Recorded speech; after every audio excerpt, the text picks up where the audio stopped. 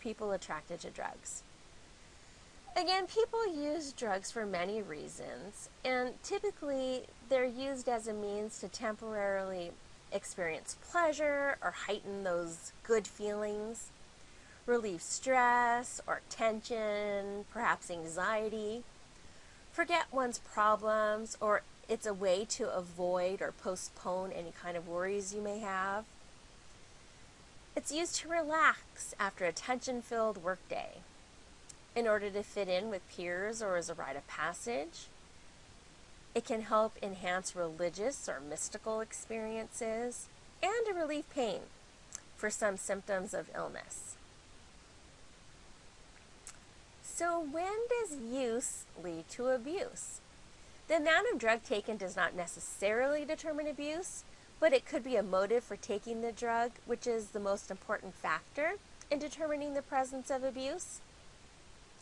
Initial drug abuse symptoms do include excessive use, a constant preoccupation about the availability and the supply of the drug, denial of excessive use, and a reliance on the drug.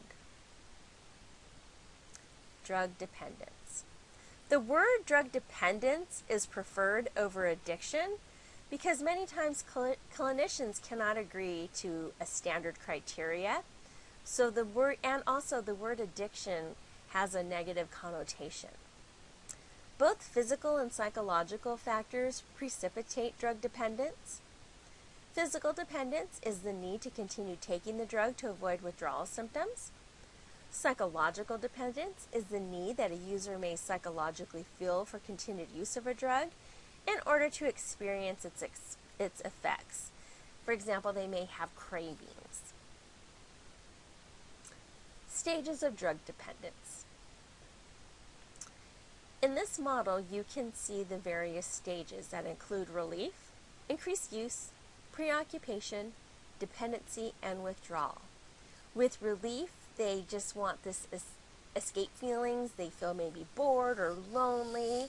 They may feel that they're tense or they're fatigued. They may have anger or anxiety, so they need relief from those feelings.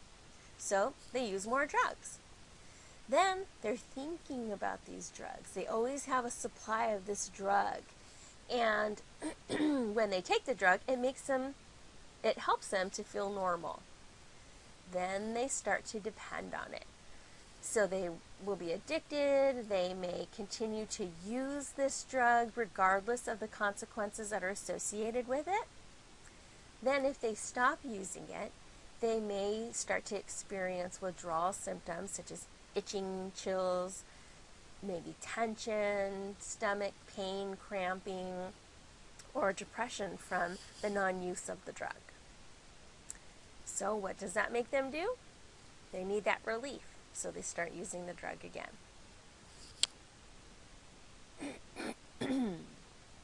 Costs of drug use to society. Some of the costs include illness, a shortened lifespan, broken homes, fetal alcohol syndrome, criminal behavior, drugs in the workplace, and the costs of assistance programs, for example, employee assistance programs. Beyond the financial cost is the cost to individuals, families, and society. So one is the spread of infectious diseases such as HIV/AIDS, hepatitis C, either through sharing of drug paraphernalia or unprotected sex. As we know, when you take drugs, it can influence your judgment and you may make poor decisions. Deaths due to overdose or other complications from drug use, effects on the unborn children of pregnant drug users, and the impact on the family, which includes crime and homelessness. Defining addiction. According to the World Health Organization, the definition of addiction is a state of periodic or chronic intoxication detrimental to the individual or society. It's characterized by an overwhelming desire to continue use, obtaining by any means. So these individuals are compulsive, uncontrollable, they have cravings, they're seeking the drug. It persists despite any consequences that are associated with use. there are psychological and physical dependence that is associated with it as well. Faces of addiction. This is a short video of people who are dependent or addicted to various drugs and how it affected their life. According to the National Institute on Drug Abuse, the definition of addiction is a chronic relapsing brain disease characterized by compulsive drug seeking and use, despite the harmful consequences. So similar to the World Health Organization, but it is considered a brain disease. Drugs actually change your brain structure and change how your brain works. The brain changes are long-lasting and can lead to harmful behaviors.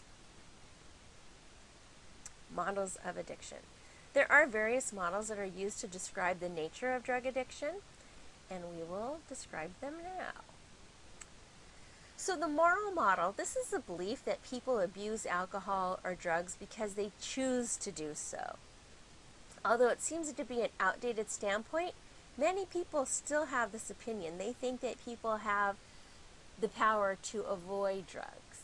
But sometimes there's all kinds of outside environmental influences that could maybe make somebody more susceptible. We'll talk about some of those things in a minute. The disease model, there's a biological component, prevailing viewpoint. It is the prevailing viewpoint in the U.S., and this could be chronic and progressive disease, and the individual has no control over it. In terms of character, personality, the predisposition model, it's basically something went wrong with the person's personality. Many addicts are diagnosed with personality disorders as well. So there's impulse control disorders and sociopathy. Factors that contribute to addiction. So what differentiates those who use or abuse versus those that become dependent? There are multiple factors that interact to pose risk. So one, biologically based. They have a quick tolerance, and it's easier for that individual to reach addiction. Then there's the psychological, developmental personality factors. These individuals have low self-esteem, and they have a need to block out pain. Then there's the social and cultural environment, where people feel alienated, alone, hopeless, and so they turn to drugs. And then there's also additional age-specific risk factors, such as loss of occupation, retirement, possibly body image or a chronic disease, or possibly even a sick loved one.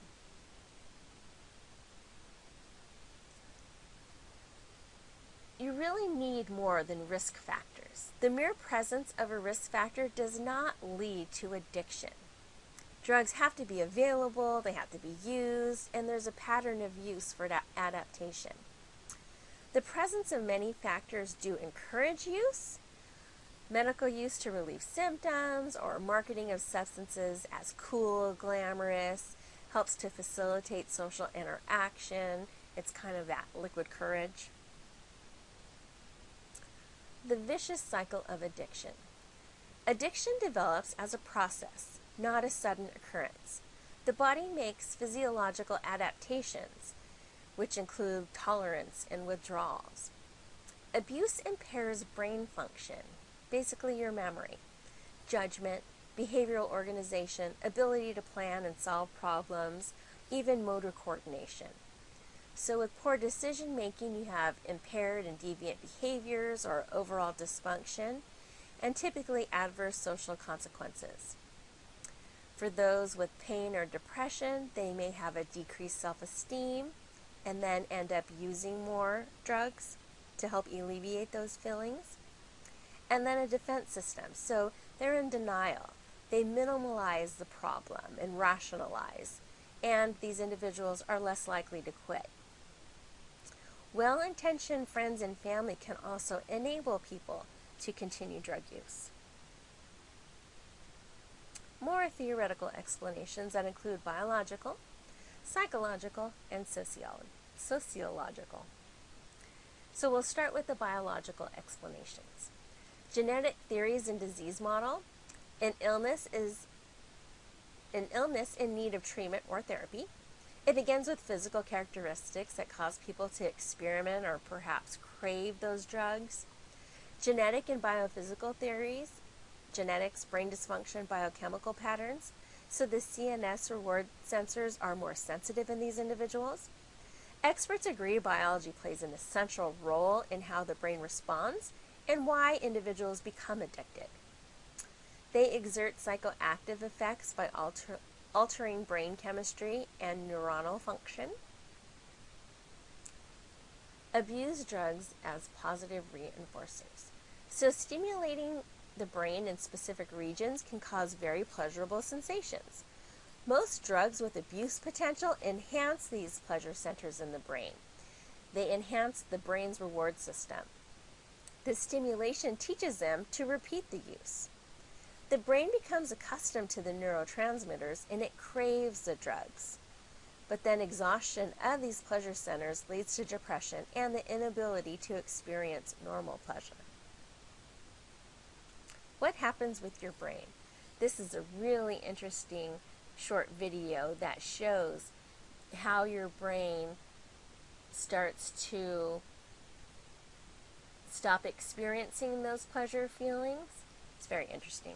And this is up on the film list for you to view. So what are some danger signals of drug abuse? How does one know when the use of drug moves beyond normal use? Drugs are therapeutic when used appropriately, and you don't want it to result in dependency or addiction. That's not what someone starts out doing, is thinking, oh, I want to become addicted to this drug. But there are 17 danger signals, and the more danger signals you say yes to, it may indicate that you could be at risk. You can find these 17 danger signals in your book, and they can help you evaluate what your risk is to those drugs.